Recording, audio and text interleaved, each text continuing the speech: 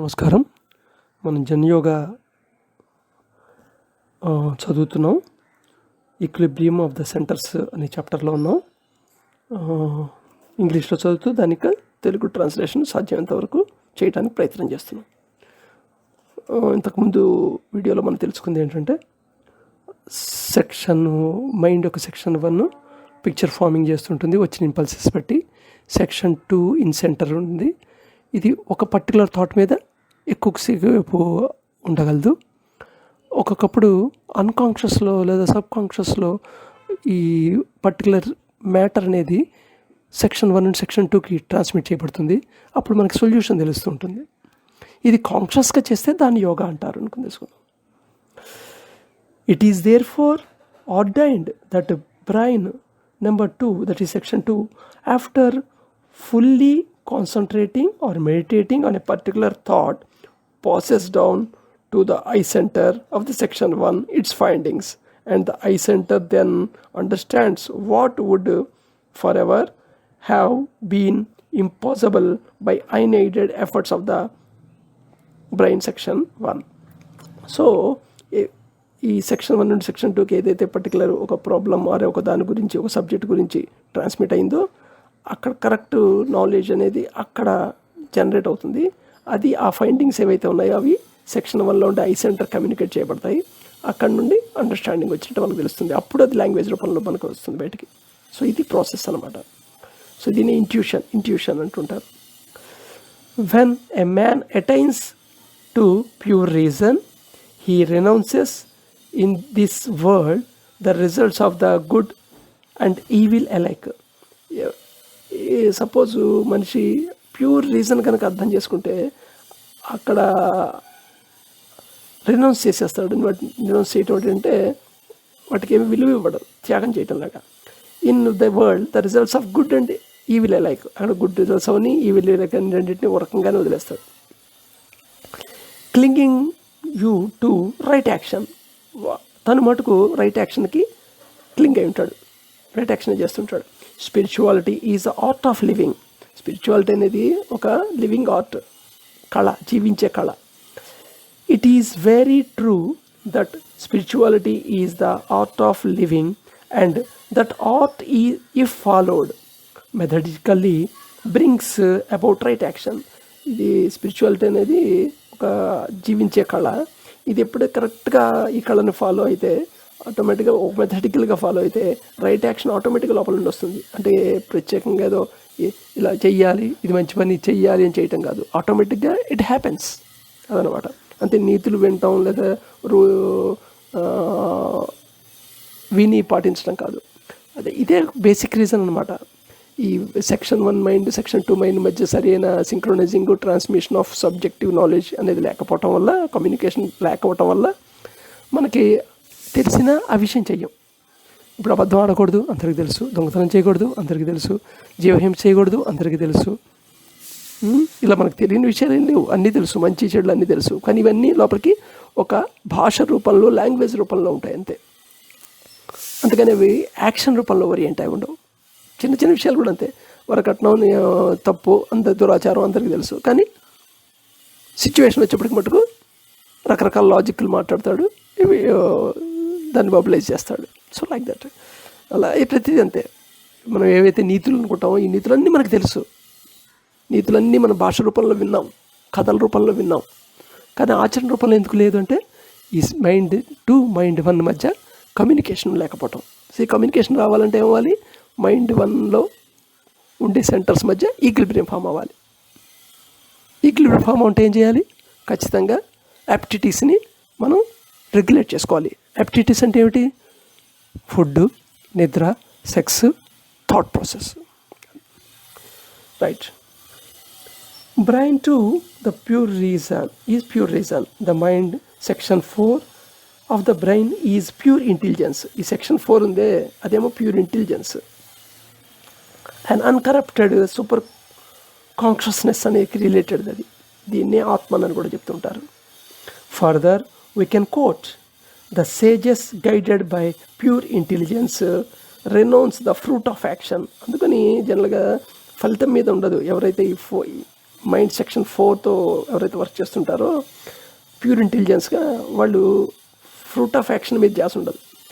But యాక్ట్లోనే ఆనందం పొందుతారు, అంతేగాని యాక్ట్ నుండి వచ్చే రిజల్ట్స్ ద్వారా కాదు. మనకు కూడా అంతే, ఏ పనైనా సరే ఆ పని చేస్తున్నప్పుడు ఉన్న ఆనందం ఉండదే పని చేయబుద్ధేస్తుంది, కానీ రిజల్ట్స్ గురించి ఆలోచిస్తుంటే పని కాదు. When you reason has crossed the entanglement of illusions, then you shall become indifferent both to the philosophies that you had heard and those you mayst wet here. ఎక్కడైతే నువ్వు ఈ రీజన్స్ ఏదైతున్నాయి, రీజనింగ్ అని ఉంటాయి, ఆ రీజన్ ఎంటాంగిల్మెంట్ ఆఫ్ ఇల్యూషన్ అంటే మనకుండే భ్రమలు ఉన్నాయి, ఏ భ్రమ, ఈ భ్రమలకి అతుక్కుని ఉండిపోవటం. ఎంటాంగిల్మెంట్ అంటే అవే మనం అయిపోవటం. ఎంటాంగిల్మెంట్ అంటే అది మనం కాదు కానీ అది మనం అయిపోవటం లాగా, ఈ శరీరమే నేను అనుకోవటం అనేది ఒక ఎగ్జాంపుల్. అంటే చాలా ఎంటాంగిల్మెంట్ ఉంటాయి. ఈ ఇల్లు నాదే, నేనే ఇల్లు అన్నట్టు ఫీలింగ్ ఉంటుంది. ఎందుకంటే ఇంటికి ఏదైనా జరిగిందంటే మన వస్తువు అనుకున్న దానికి ఏదైనా పగిలిపోవటం కానీ పోవటం కానీ జరిగితే ఏదైనా నువ్వు పోయినట్టు ఫీల్ అవుతావు. సో ఎంటాంగిల్మెంట్ అనమాట అది. సో అలాగే మనకు తెలిసిన వాళ్ళు, మన బంధువులు ఎవరైనా పోగానే మనకు కూడా పోదాం అనిపిస్తుంది, ఇంటికి బతకడం అనిపిస్తుంది. ఎంటాంగిల్మెంట్ అనమాట ఇదంతా.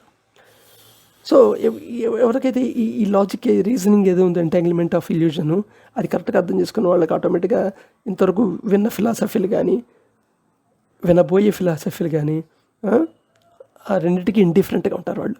అంటే ఇండిఫరెంట్గా ఉండటం అంటే దాన్ని అంటించుకోరు, దీన్ని అంటించుకోరు, ఒక దాంతో ఐడెంటిఫై అయిపోరు అనమాట, ఒక ఫిలాసఫీతో.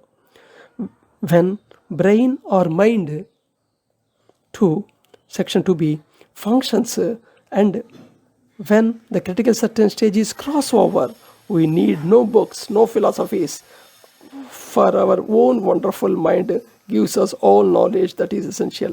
ఎప్పుడైతే నువ్వు క్రిటికల్ సర్టెన్ స్టేజ్ వచ్చేదాకే నువ్వు శ్రమ పడతావు. ఒకసారి ఆ స్టేజ్ రీచ్ అయిన తర్వాత ఈ పుస్తకాలకల్లా ఫిలాసఫీలకల్లా ఆటోమేటిక్గా నీ మైండే నిన్ని కావాల్సిన విజ్ఞానం నీకు ఇస్తుంది, తెలిసేటట్టుగా చేస్తుంది. దాంతో you can. So mind 2 termed బుద్ధి ఆర్ మనస్. ఈ మైండ్ 2ని బుద్ధి లేదా మనస్సు అని చెప్తుంటారు, మైండ్ 1ని చిత్త అంటుంటారు. అందుకని యోగ చిత్త వృత్తి నిరోధ అని చెప్తాడు. చిత్తవృత్తి అంటే ఏంటంటే in equilibrium in the centres of the mind 1 అనమాట. అది పతంజలి చెప్పిన విషయం. Similarly we have section 3 and 4 of the brain, but as long as the brain section 2 is not formed completely, the functions satisfactorily, the brain sections 3 and 4 cannot function. మనకి mind 3 mind 4 అనే వాటి గురించి కూడా ఇంతకుముందు చెప్పుకోవడం జరిగింది. So paramental centre and transcendental centre అన్నమాట అవి. సో అవి ఫంక్షనింగ్ చెయ్యవు. ఎప్పుడు దాకా ఫంక్షన్ చేయవు? సెక్షన్ 2 ఏదైతే ఉందో అంటే ఇంట్యూషన్ సెంటర్ కంప్లీట్గా ఫామ్ అయ్యి అది ఫంక్షనింగ్ సాటిస్ఫాక్షన్గా చేస్తుంటే కానీ ఇవి ఫంక్షనింగ్ చేయడం మొదలవు. అందుకని అవి బియాండ్ మన ఎక్స్పీరియన్స్లో ఉంటాయి. ఏదైతే బియాండ్ ఎక్స్పీరియన్స్ ఉందో మనం చేయగలిగేది ఒకటే, ఏదో ఇలాంటి పుస్తకం చదివో ఎవరైనా చెప్పింది వినో నమ్మటం, అంటే బిలీఫ్ రూపంలో ఉండటం జరుగుతుంది. సో అవి రీచ్ అవ్వాలంటే we have to start our journey. ప్రాక్టికల్గా చేస్తుంటేనే మనకు వస్తుంది. ఇప్పటికే కనీసం food, sex and sleep and thought ప్రాసెస్లో డ్రిఫ్ట్ వాచింగ్ చేయడంతో కొంత ప్రాక్టీస్ చేసి ఉంటారని ఆశిస్తున్నాను. అదర్వైజ్ పురాణం విన్నట్టే అవుతుంటుంది అంతే.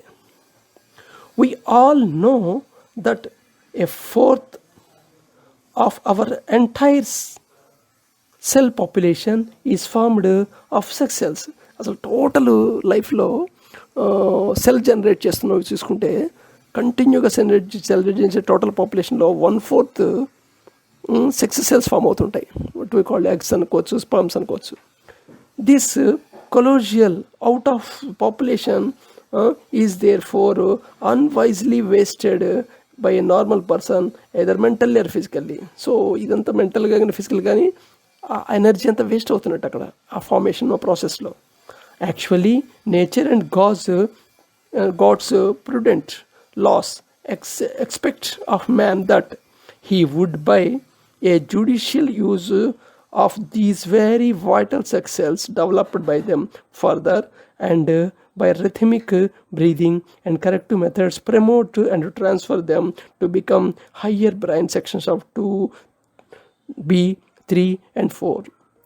సో యాక్చువల్గా బాడీలో ఈ ఏదైతే ఎనర్జీ వైటల్ సెల్స్ ఫామ్ అవడానికి ఉపయోగపడుతుందో అది కనుక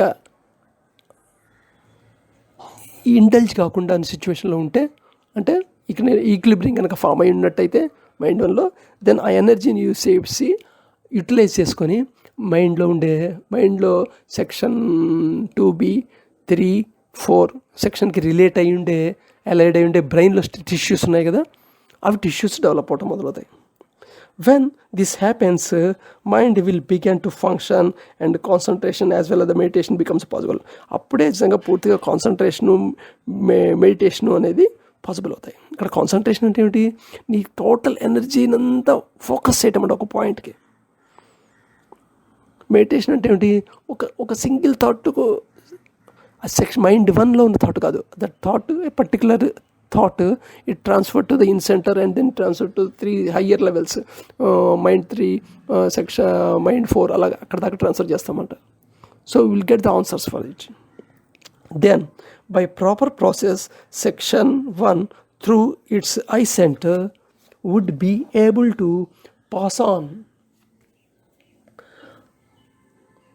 pass on to brain section 2B certain problems which brain 2 will concentrate and meditate on and give right reply. So అప్పుడు రైట్ రిప్లై అనేది సెక్షన్స్ 2 వస్తుంటుంది, ఇక్కడికి పాస్ ఆన్ అయిన తర్వాత. Because this inter communication between brain 1 and 2, that is the section 1 2 of the minds, is only possible through eye center.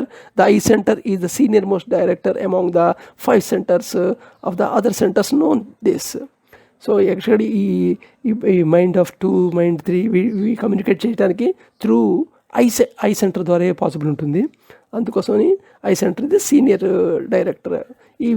ఈ విషయం already మిగతా 5 సెంటర్స్లో మిగతా సెంటర్స్ కూడా తెలిసే ఉంటుంది. When brain section 3 is formed, it is able to function, it will open the great memory of nature and vast store of knowledge will be available. ఎప్పుడైతే section 3 of mind కనుక open up అవుతుందో, function చేస్తుందో, అప్పుడు నిజంగా great knowledge, ఈ విశ్వం గురించిన మొత్తం knowledge అంతా అవైలబుల్ అవుతుంది. యాక్చువల్లీ ఇదే రూట్ కాదనమాట. ఏ టెలిస్కోపులు లేకపోయినా, ఇప్పుడున్న ఏదైతే అధునాతన రకరకాల ఇన్స్ట్రుమెంట్స్ ఏమి లేకపోయినా, ఈ గ్రహాల గురించి, ఈ విశ్వం గురించి చాలా విషయాలు ఎలా చెప్పగలిగారు? పాత ఆర్యభట్ట కానీ, కపిల్ కానీ, వరాహమీరుడు కానీ, ఈ ఖగోళ శాస్త్రజ్ఞులు కానీ, మన ఋషులు కానీ, యాక్చువల్గా ఇప్పుడు ఏదైతే ఉందో ఈ విశ్వం గురించి చాలా సత్యాలు వాళ్ళు ఏ విధమైన ఇన్స్ట్రుమెంట్స్ లేకుండా అని చెప్పారు. ఎలా వచ్చిందంటే ఈ వెస్ట్ నాలెడ్జ్లోంచి వస్తుందన్నమాట. ఇది ఓపెన్ అప్ అయితే ఆల్మోస్ట్ వాళ్ళు it is a wonder, it's a wonderful అన్నమాట. ఒక మెరకిల్స్గా ఉంటుంది. మిగతా రేపు చూద్దాం. ధన్యవాదాలు.